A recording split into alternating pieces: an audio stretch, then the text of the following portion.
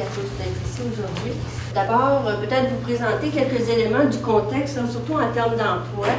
Donc, dans le secteur minier, si on regarde en 2006, il y avait plus de 12 000 personnes qui étaient à l'emploi. Et au cours des 3 dernières années, il y a eu 1500 nouveaux emplois qui ont été créés. En termes de prévision sur l'emploi et l'embauche, il y a quelques données là, qui sont sorties dernièrement où il parlait d'avoir 5600 travailleurs d'ici 5 ans, donc principalement dans le nord du Québec. Et selon toujours les données du Comité sectoriel de main-d'œuvre, il prévoit qu'il va y avoir plus de 30 de la main-d'œuvre qui va prendre sa retraite au cours des 5 prochaines années. Si on regarde à l'échelle nationale, les prévisions qu'ils font, c'est qu'ils prévoient qu'il y aurait 100 000 nouveaux travailleurs d'ici la fin de 2020. Quand on voit ces chiffres-là, on comprend que l'intégration des nouveaux travailleurs dans le secteur minier, c'est une problématique en émergence pour plusieurs raisons. D'abord, il y a le vieillissement de la main-d'œuvre. Dans le secteur minier, quand on regarde la moyenne d'âge, ça tourne autour de 48 ans. Donc, ces gens-là vont partir à la retraite dans les prochaines années. Ils vivent des périodes de forte expansion économique qui impliquent l'embauche de plusieurs personnes. Et c'est un secteur, bon, comme dans d'autres secteurs, lorsqu'il y a des absences liées aux maladies ou aux blessures, ils doivent embaucher pour remplacer ces personnes-là. Donc, tout ça fait en sorte qu'il y a une demande accrue de la main-d'œuvre dans le secteur minier et il y a des défis de recrutement. Le secteur minier est reconnu comme un secteur qui présente des risques d'accident. Ces risques-là sont associés aux activités qui sont réalisées, par exemple l'environnement de travail qui est propre au type d'exploitation, donc poussière, chaleur, humidité, brouillard qui peuvent entraîner des risques d'accident. Il y a aussi la nature des activités qui sont réalisées, donc l'opération des véhicules lourds, l'utilisation d'outils, des travaux de forage et de dynamitage. Et enfin, il y a aussi la façon dont l'excavation est réalisée, qui va faire en sorte qu'il va y avoir plus ou moins de risques là, de chute de terrain, par exemple. Donc, il y a des enjeux de santé-sécurité lorsqu'on parle de l'intégration des nouveaux travailleurs. Il y a des données qui existent. Par exemple, le CAFIM, qui avait, en 2007, avait mentionné dans un de ses rapports que les jeunes travailleurs sont peu préparés pour affronter la réalité du travail. Des statistiques, des données nous montrent qu'il y a plus d'accidents chez les jeunes. On voit qu'il y a une diminution avec l'âge du taux d'incidence d'accidents professionnels. Si on regarde par exemple la tranche d'âge de 45 ans et plus, le taux d'incidence est de 56,7 pour 100 000 travailleurs équivalents temps complet, comparativement à 65,5 pour la tranche d'âge de 25 à 44 ans. Si on regarde la tranche d'âge de 15 à 24 ans, on voit que le taux d'incidence est un peu plus faible que les deux autres, mais ce qui est important de considérer, c'est que dans le secteur minier, en particulier pour les mines souterraines, il faut 18 ans pour pouvoir réaliser une bonne partie des tâches. D'autres données, donc par exemple, Westlin et Smith ont montré que dans les premiers mois de nouvel emploi, peu importe l'âge que nous avons, ça constitue une période plus à risque pour les lésions professionnelles. Il y a aussi la question de difficulté d'embaucher des personnes ayant les compétences nécessaires. Et enfin, il y a les travailleurs âgés qui peuvent provenir de d'autres secteurs. Pour ces travailleurs plus âgés-là, ce n'est pas nécessairement facile d'occuper un nouvel emploi. Si on regarde du côté des travailleurs expérimentés, on l'a vu tout à l'heure, le taux d'incidence des lésions professionnelles décroît en fonction de l'âge et ça peut constituer un atout lorsqu'on parle de prévention des accidents. Et il y a des études qui ont montré que le personnel expérimenté élabore plusieurs stratégies, soit des stratégies individuelles ou collectives pour faire face aux contraintes et aussi pour se protéger des risques. Et ces travailleurs-là sont souvent ceux qui sont choisis pour former les nouveaux. Ce qui fait qu'il y a plusieurs défis à relever.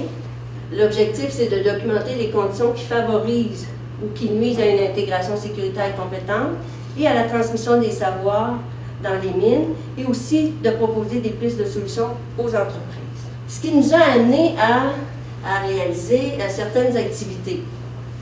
Par exemple, de faire des rencontres avec plusieurs acteurs clés du secteur pour juger de l'intérêt des partenaires, des acteurs, la pertinence de faire un tel projet. et aussi pour construire au niveau du secteur le projet pour connaître un peu leurs besoins, leurs attentes et vraiment, en fait, construire un projet qui répond à la réalité du secteur. Donc, il y a eu plusieurs rencontres avec les partenaires pour présenter le projet et connaître un peu leurs besoins, leurs attentes, leurs perceptions par rapport à la problématique. Il y a eu, évidemment, une phase d'analyse des statistiques d'accidents, une revue de la littérature, et on a fait une étude de cas dans 2 sites miniers. L'objectif général pour l'étude exploratoire ou l'étude de cas que je vous présente aujourd'hui, en fait, c'est de documenter la problématique de recrutement et d'intégration des nouveaux travailleurs qui a un impact sur la santé et sécurité dans le secteur minier québécois. Donc, on est allé dans 2 entreprises, une à ciel ouvert, une mine souterraine, qui compte entre 300 et 700 employés, majoritairement masculins. On est allé 2 jours dans chacune des entreprises. On a fait des entretiens individuels et collectifs, semi-dirigés, avec différentes personnes, soit responsables des ressources humaines, représentants en prévention, coordonnateurs santé et sécurité, des formateurs. Et on est allé sur le terrain, donc on est allé faire des observations ouvertes au poste de travail en compagnie d'un formateur. Et en même temps, on a fait des verbalisations informelles avec des mineurs plus ou moins expérimentés. La discussion, en fait, les discussions ont porté sur les défis que rencontraient les entreprises en termes de recrutement, sur les programmes d'accueil et d'intégration qui étaient mis en place par l'entreprise, les entreprises, et les conditions d'intégration qui étaient offertes là, aux nouveaux travailleurs. Bon, quelques résultats. Bon, d'abord, le profil de la main-d'œuvre. L'entreprise A, elle, depuis 2003, avait renouvelé plus de 70% de sa main-d'œuvre. Et en 2007, il y avait plus de 30 travailleurs qui avaient pris leur retraite. Et l'entreprise B, elle, c'est une entreprise qui a connu une forte croissance économique et qui avait embauché plus de 300 personnes au cours des dernières années. Donc déjà, on se rendait compte que ces entreprises-là, elles faisaient déjà face aux défis de recrutement et d'intégration de la nouvelle main-d'œuvre, soit parce que, à cause du vieillissement de la main-d'œuvre ou croissance économique.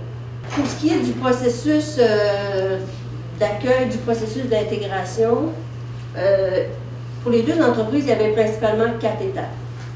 La première étape, c'était l'accueil dans l'entreprise. En général, il y avait 2 jours et demi pour une de formation. C'était une formation qui était très axée sur la santé et sécurité. Ce qu'il faut savoir, le secteur minier, c'est un secteur reconnu comme étant prioritaire, très légiféré, donc c'était très axé sur la santé et sécurité. Et dans l'entreprise B, il y avait l'accueil dans différents services. Par la suite, il y avait l'accueil dans son département, qui se faisait soit par le superviseur ou le contremaître.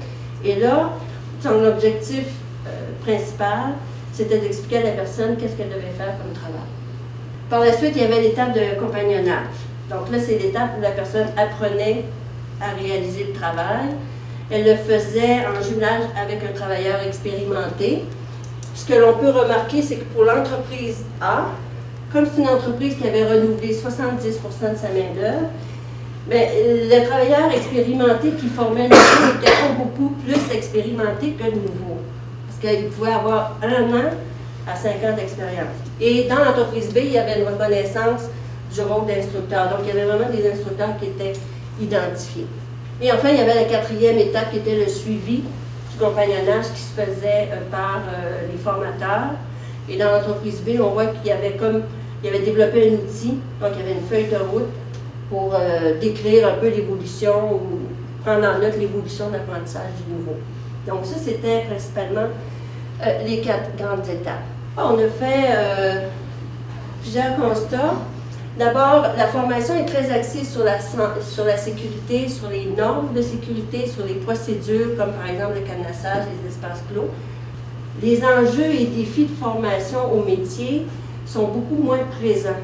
Et il y a comme une séparation entre SST et les savoirs de métier. Donc, les personnes avaient une formation SST, s'en allaient sur le terrain, et il y avait une formation pour faire le métier. Mais la transmission des savoirs de métier repose essentiellement sur la responsabilité des travailleurs expérimentés qui sont jumelés avec les nouveaux.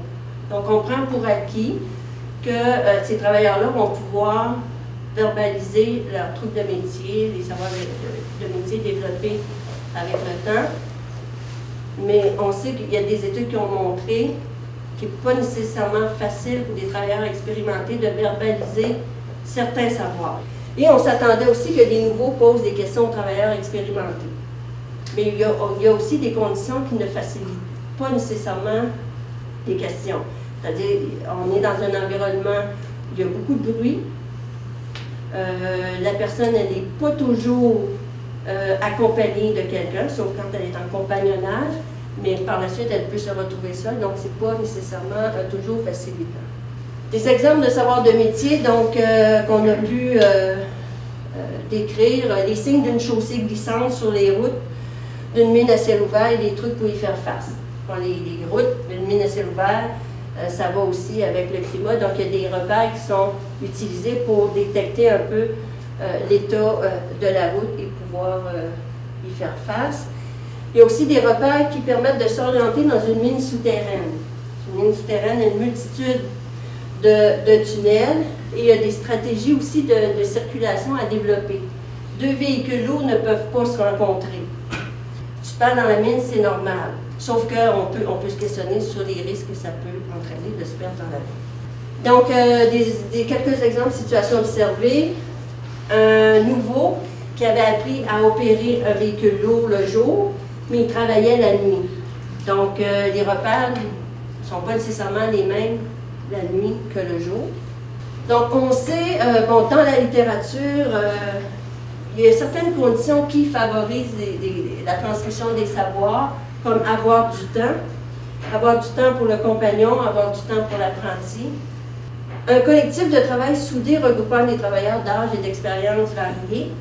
Donc, plus on a des gens autour, plus on peut avoir des trucs de métier, on peut avoir des conseils. Ce qui est particulier dans le secteur minier, c'est que les gens sont souvent seuls. Il n'y a pas vraiment de collectif. Ce qui favorise une reconnaissance du rôle de compagnon sans négliger les autres travailleurs expérimentés qui tournent autour. Une cadence et un rythme de travail qui permettent les échanges. C'est sûr que si c'est très axé sur la production et qu'on n'a pas d'occasion de se parler ou de se retrouver ensemble pour échanger sur des trucs de métier, bien, ça fait ça de moins pour le nouveau, par exemple, qui apprend la tâche. La question des bonus, dans le secteur minier, c'est un secteur où le bonus est très présent, le bonus de production. Et là, ça pose plusieurs enjeux, entre autres. Le formateur, le compagnon qui a à former un nouveau, produit moins. Donc, il faut se demander, est-ce qu'il est pénalisé sur le bonus? S'il l'est, est-ce qu'il a vraiment envie de former? Donc, il y a un enjeu autour des bonus, il faut voir comment ça s'organise. Donc, il y a plusieurs questions qui se posent. Voilà. Merci.